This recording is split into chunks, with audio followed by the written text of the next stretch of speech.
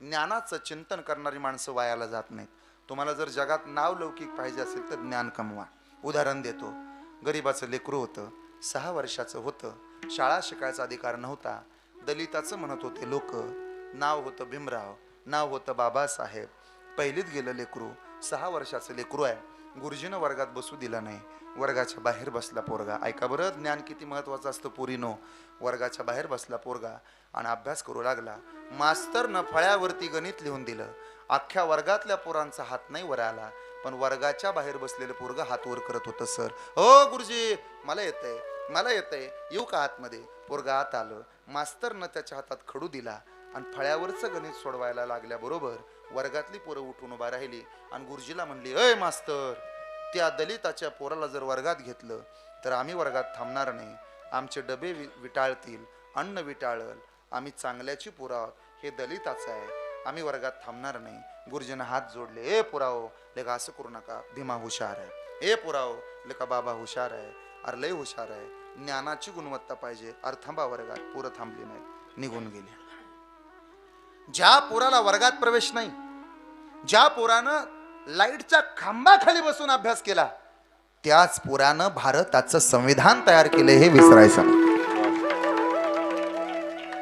काय होतं? एका कवीची कविता आहे. मोडक्या झोपडीला होती बाई मोडकी ताटी, फाटक्या लुगड्या आले होत्या माई 17 गाठी. मोडक्या झोपडीला, मोडक्या झोपडीला होती माई मोडकी ताटी, फाटक्या लुगड्या आले होत्या माई 17 गाठी. पोरगा झाला साहेब, सुना झाल्या साहेबीन, सांगतात ज्ञानाच्या गोष्टी.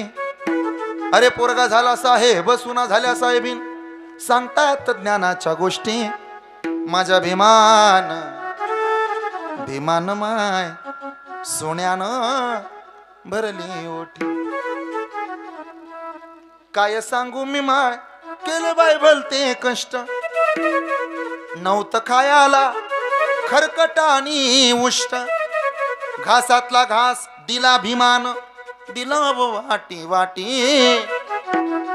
माझ्या भीमान, भीमान माय सोन्यानं भरली ओटी. हा ज्ञानाचा महिमा आहे. ज्ञानाचं चिंतन असावं.